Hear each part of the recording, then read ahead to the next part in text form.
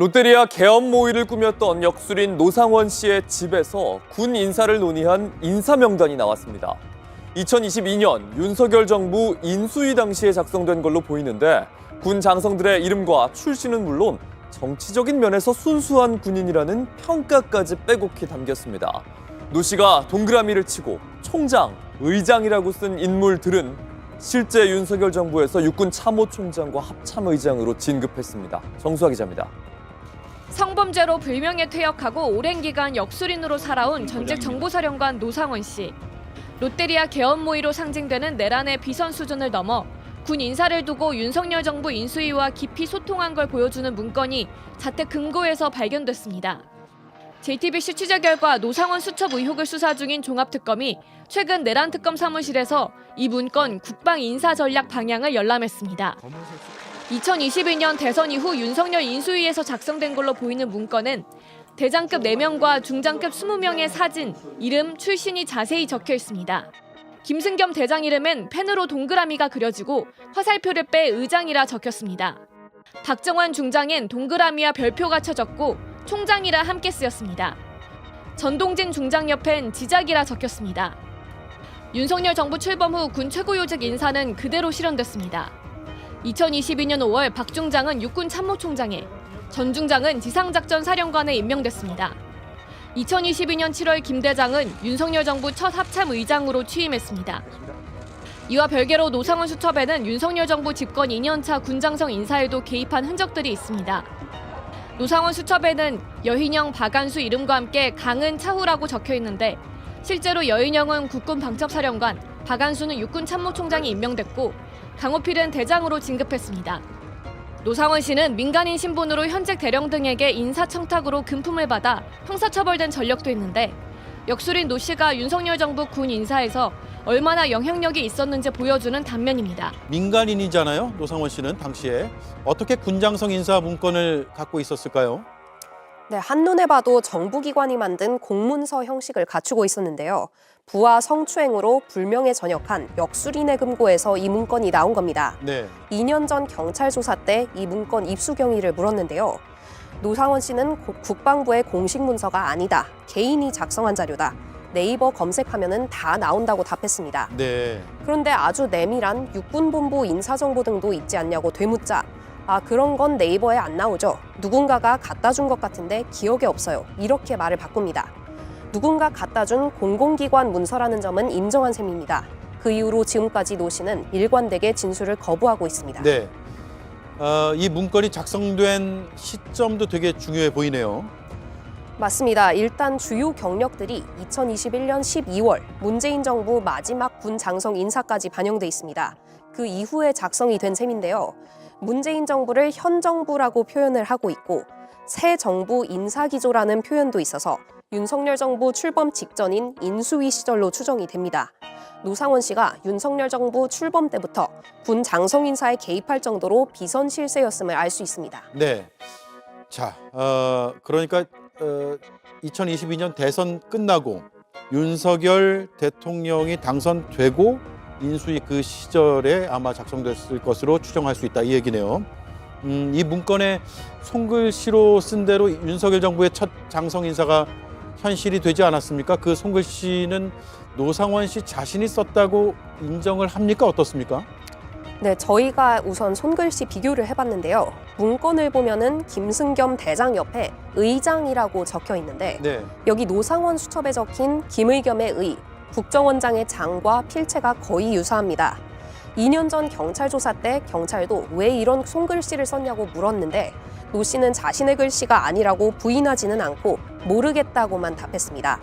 노 씨가 여전히 진술 거부로 일관하고 있어서 이 손글씨를 정확히 언제 썼을지는 확인되지 않았습니다. 네, 지금 화면에 나가는 이 왼쪽에 참고 자료 샵 1번 이 문건은 실제 문건이 아니라 김혜리 기자가 취재한 내용을 바탕으로 시청자들께 설명드리기 위해서 만든 자료고요.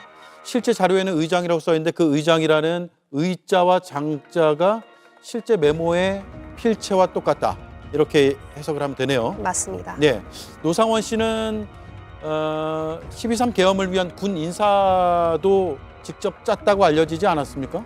맞습니다. 12.3 비상계엄 직전에 롯데리아로 전현직 사령관과 대령 등을 불러서 내란을 모의하던 장면 다들 기억하실 겁니다. 네. 이 자리에서 계엄령 선포 이후에 각각 맡을 역할을 배분했었습니다. 계엄사령부 정식 직제에 없는 제2수사단을 조직해서 본인이 실질적 단장을 맡으려 했던 건데요. 사실상 계엄 군인 사판을 노상원 씨가 짠 겁니다. 1심 재판부도 노상원 씨가 계엄을 주도했다고 보고 징역 18년을 선고했었습니다. 네. 자, 윤석열 정부의 군 인사의 시작과 끝이 모두 노상원 씨가 있었다. 이렇게까지 특검을 의심하고 있네요. 맞습니다. 윤 대통령 측 변호인 얘기 오늘 들으셨죠? 네, 변호인도 아닌데 이제 변호인 비슷한 역할을 예, 하는 그렇죠. 분이 예. 한 분 있습니다. 예. 석동현 변호사인데 윤석열 피의자의 이제 40년 직이라고 이제 네. 알려져 있고요. 그런데 오늘 윤석열 측을 대변을 해서 본인이 내외신 기자들하고 이제 기자회견을 예. 했습니다. 뭐 사실 이제 이 기자회견 자체가 대표성이 있는 기자회견인가 저는 좀 의문이 들긴 했는데요. 예. 뭐 왜냐하면 이분은 아직 그 윤석열 대통령 그 피의자의 이제 정식 변호인단에 들어가 있는 사람이 예. 아니고 선임계를 제출하지 않았기 예. 때문에요. 그러면 이제 피의자 윤석열의 변호사도 아니고 예. 그렇다고 이제 피심판인 윤석열의 이제 대리인도 아니고 그러면 지위가 뭘까? 뭐 예. 좀 궁금하긴 했습니다. 친한 사이겠죠. 네, 그냥 친구인 건데 그러면 예. 내외신 기자들 앞에서 이제 설명을 할 수 예. 있는 자리인가? 예. 왜냐하면 인터뷰를 하는 오늘 그 현장에서도 자기가 그건 답변할 수 없는 부분이다라는 얘기를 굉장히 여러 번 하더라고요. 예. 뭐 그럴 거면 왜 기자회견을 했는가라는 의문도 좀 들긴 하지만 예. 어쨌든 오늘 강조한 거는 이 12.3 계엄 선포가 내란에 해당하지 않는다. 예. 그리고 윤석열 대통령 본인은 굉장히 당당한 입장이다. 이런 식으로 좀 강조를 했고요. 체포에 채자도 꺼내지 않았다. 뭐 이 얘기도 했고요. 지금 이제 주요 쟁점이라고 할 수 있는 부분들에 대해서도 하나하나 좀 반박하는 예. 그런 입장을 내놨는데 일단 좀 들어보시겠습니다. 예. 들어보시죠.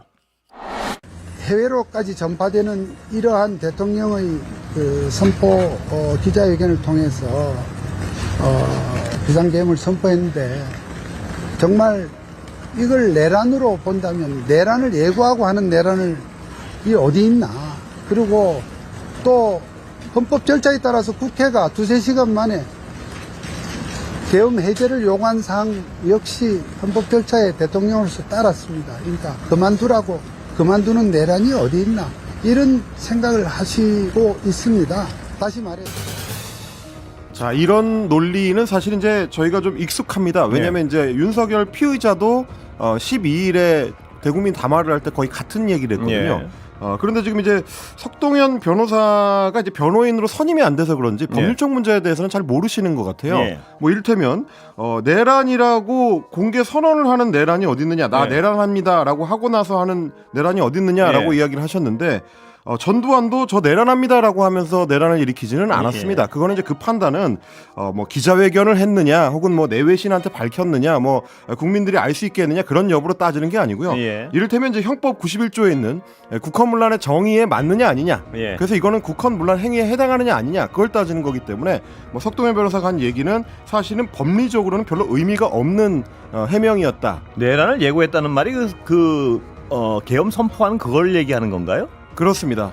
그게 이제 뭐 어떻게 보면 이제 형용 모순인 건데 네. 어떤 내란 행위자도 제가 내란합니다라고 이제 선언하지는 않는다는 예. 점에서 그 계엄 선포 자체가 위법했느냐 아니냐, 그렇죠. 위헌적이었느냐 아니냐를 따지는 거지 선언 자체의 성격을 따지는 건 아닙니다. 예. 그 부분은 좀 숙지를 하셔야 될 것 같고요. 그리고 예. 지금 국민들이 생중계를 통해서 이제 현장을 목격했던 국회 본회의장에 무장한 군인들이 유리창을 깨고 들어가는 장면, 예. 그 자체가 헌법기관을 무력화하려는 시도라는 건 너무나 명백하기 때문에 거기에 대해서는 뭐라 그랬습니까? 그 부분에 대한 해명은 지금 윤석열 피의자도 예. 혹은 윤석열 피의자를 옹호하는 정치인이나 뭐 석동현 어떻게 불러야 될지 모르겠습니다만 이제 변호인에 가까운 변호사 예. 같은 경우도 설명을 하진 않습니다. 굉장히 공통적인 내용입니다. 그날 군인들이 국회에 투입해서 무장한 채로 국회의원들을 끌어내기 위해서 유리창을 깨고 들어갔던 그 장면에 대해서는 예. 윤석열 피의자도 한마디도 안 하고 있거든요. 근데 임 작가 말씀하신 예. 그거는 국민들이 생방송으로 다 본 거고요. 그렇습니다. 그리고 그 줄줄이 별단 장군들이요. 예. 직접 전화를 받고 끌어내란 명령 들었다고 무수히 증언을 하고 있는데 네. 그거에 대해서는 왜 한마디 안 하나요? 그러니까 이거는 이제 예. 어떻게 보면 이제 법리 다툼을 그 부분에 대해서 해보겠다라는 취지인 것 같습니다. 예. 왜냐하면 그 명령을 할 때 비화폰을 사용을 했기 때문에 이 상대방 명령을 받은 이제 특전 사령관 같은 경우에 이제 증언을 거짓말하고 있다라고 이제 주장하려고 시동을 걸고 있지 않느냐. 뭐 저는 이렇게 추정을 해보는데 그렇군요. 예. 그런 법리 다툼에 대한 문제인 것이지. 예. 이제 우리가 목격했었던 그 장면들을 내란이냐 아니냐를 따지는 것 자체가 좀 허망해 보이는 뭐 예. 그런 부분이고요. 그리고 이제 추가로 얘기했었던 거 두세 시간 만에 국회가 그만두라고 한다고 그만두는 내란이 어디 있느냐라고 했는데요. 예. 그거는 뭐 헌법에 따라서 국회에서 내란이 아니죠. 이제 예. 뭐 계엄을 해제할 수 있는 권한이 있기 때문에 의결된 거를 따른 것뿐이지 본인이 내란을 그만두고 싶어서 그만둔 건 아닙니다. 내가 2시간 만에 나 안 할게 이렇게 한 게 아니잖아요. 그렇습니다. 예. 그리고 뭐 정확히 말씀드리면 사실은 국회에서 해제 의결을 하고 나서도 법령에 따르면 이제 즉시 해제를 해야 되는데 즉시 예. 해제하지 않고 그것도 몇 서너 시간 시간을 버텼죠? 예. 끌었거든요. 뭐 예. 그런 것까지 포함하면 나중에 이제 법원 가서 재판에 가서 따지시면 될 부분이다. 예. 오늘 했었던 내용들은 굳이 따지자면 오히려 기존의 윤석열 피의자의 이제 지지층들, 네. 소위 이제 극우 유튜버를 중심으로 한 대체 현실을 구축하고 일종의 농성장에 돌입한 자기 편한테 보내는 메시지가 아니었느냐, 좀 이렇게 해석하는 편이 더 맞을 것 같습니다. 끊임없이 어떤 극단적 지지자들을 선동하는 듯한 느낌이 들어요. 지금 계속 보면 일관되게. 그렇습니다. 왜냐하면 발언의 내용이 사실에 입각했다기보다는 이제 윤석열 피의자의 주장을 그대로 예. 전달하는 것이었기 때문인데요. 이를테면 대통령은 출동한 군경에게 시민들과 충돌하면 안 된다는 취지로 말을 했다. 라든지 예. 법률가인 대통령이 체포라는 얘기를 왜 하겠느냐 하면 어디다 데려다 놓겠느냐 예. 그런 상식을 국민과 언론이 봐줬으면 한다라고 주장을 했는데요. 예. 그런 상식을 국민과 언론이 원래 갖고 있었는데 예. 대통령이 그걸 깨뜨린 거거든요. 맞습니다. 어디에 데려다 놓겠느냐라는 것도 이미 다 나와 구체적인 있죠? 예. 진술들이 검찰에서 이제 이루어지고 있는 상황입니다. 그 명령을 받고 준비를 했었던 군 지휘관들이 뭐 비원 벙커 같은 구체적인 장소까지도 지금 증언을 하고 있는 상황이기 때문에 이런 것도 역시 마찬가지로 자기 지지층에 호소를 할 게 아니라 검찰 같은 수사기관 혹은 뭐 국수본 같은 수사기관의 명령대로 출석을 해서 소환 요구서가 이미 갔으니까요. 출석을 해서 해명을 하면 되는데 왜 이런 해명 기자회견을 하고 있는지 좀 의문이긴 합니다. 참 막무가내라는 생각이 드는 게요. 그 아까도 말씀드렸지만 장군들에게 거의 스토커처럼 전화해서 지금 상황을 물어보고 수개로서 말입니다. 네.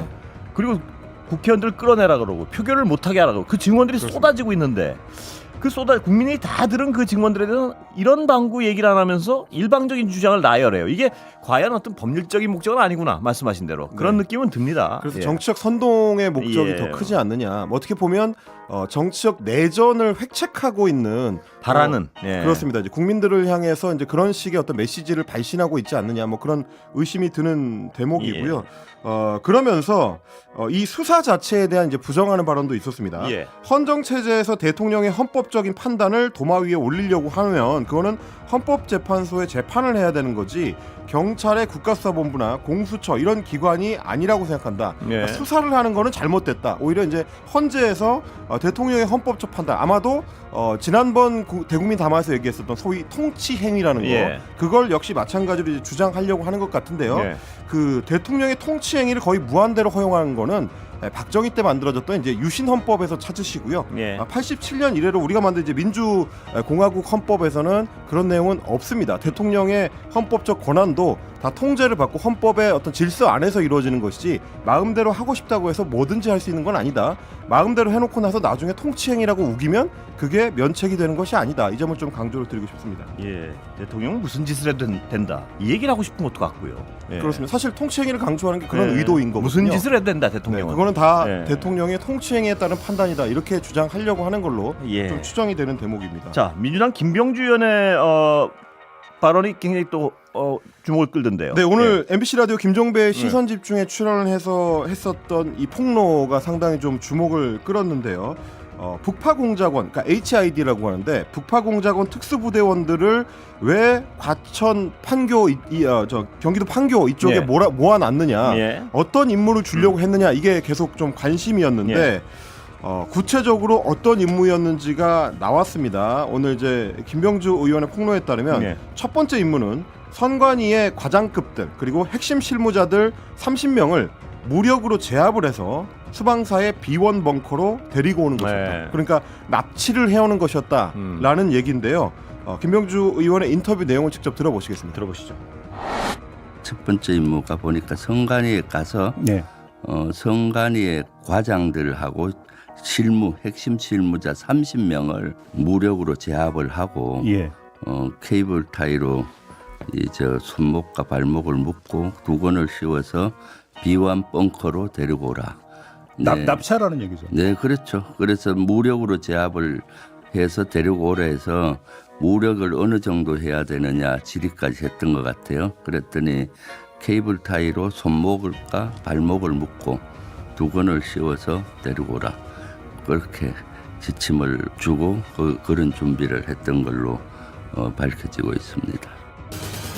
무력을 동원해서 납치해오라 이런 지시를 했다는 건데요. 손목과 발목을 묶어서 끌고 오라라는 건데 흔히 말하는 인질극에서 보는 듯한 모습이요. 듣기만 해도 이제 끔찍한 내용인데 예. 이 내용을 이제 증언해주는 사람들이 그 지시를 받았던 요원들인 걸로 지금 추정이 됩니다. 예. 김경주 의원의 이제 폭로 내용을 보자면 그때 이제 3일 밤 9시쯤에 영관급 장교들 위주로 38명이 모여서 대기를 하고 있었고요. 예.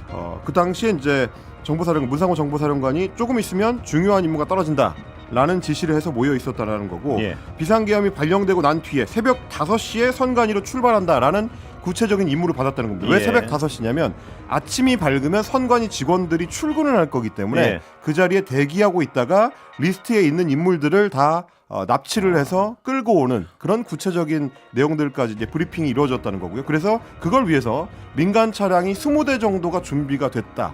그러니까 각각의 승용차에 이걸 이제 그 엄폐한 상태로 끌고 가야 되기 때문에 예.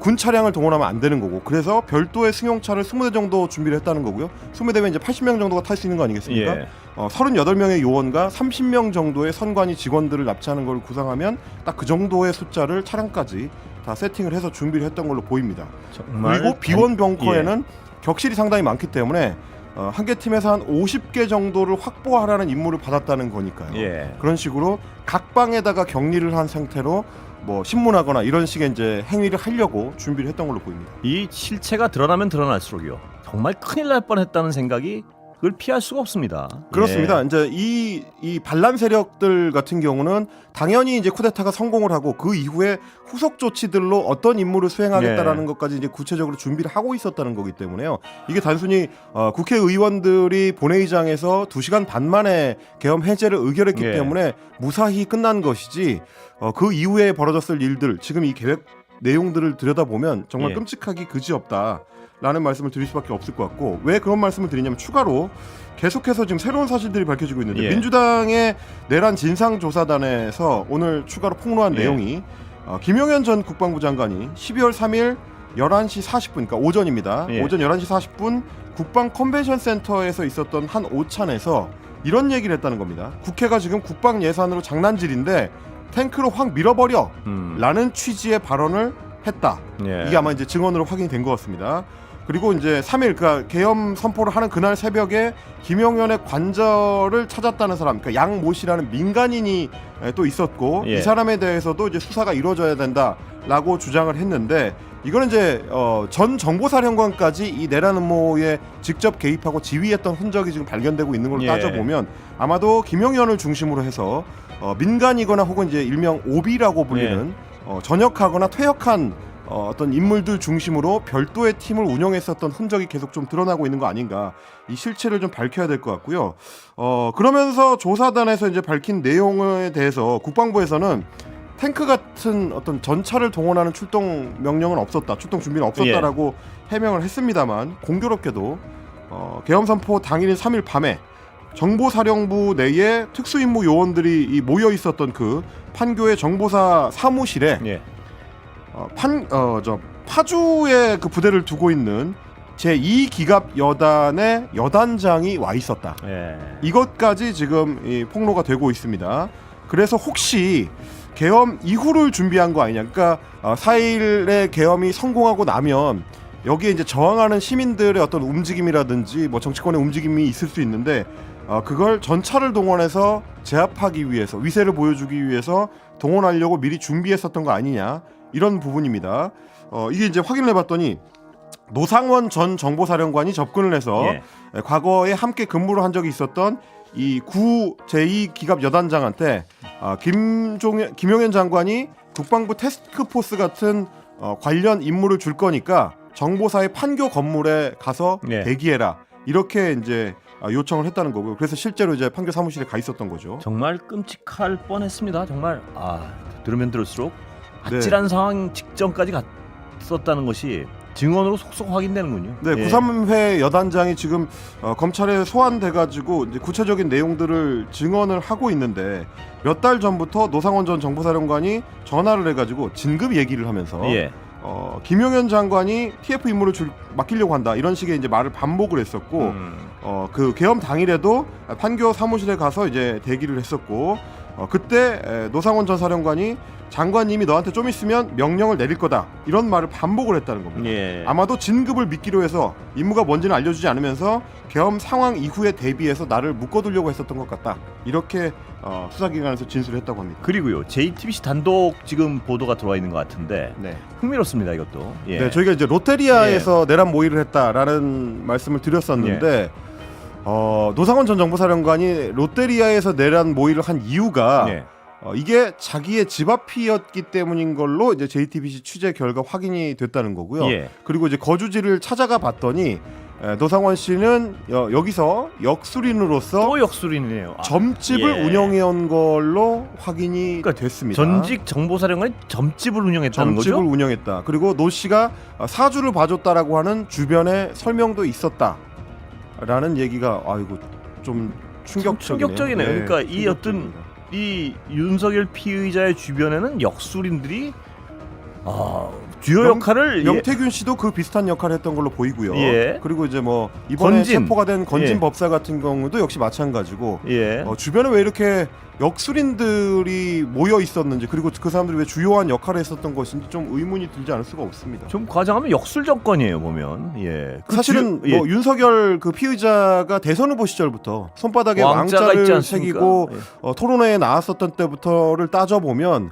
역술로 시작한 정권이 역술로 망한 것 아닌가라는 평가가 가능할 만큼 좀 충격적인 상황입니다. 그렇습니다. 이 불안함은 어떤 주요 정책을 역술인들의 의견에 따라서 결정하지 않았을까 하는 강한 의심이 드는 부분. 그렇습니다. 뭔들 역술인들의 의견을 안 물어봤겠습니다. 이 정도로 역술인들이 많이 엮여 있는데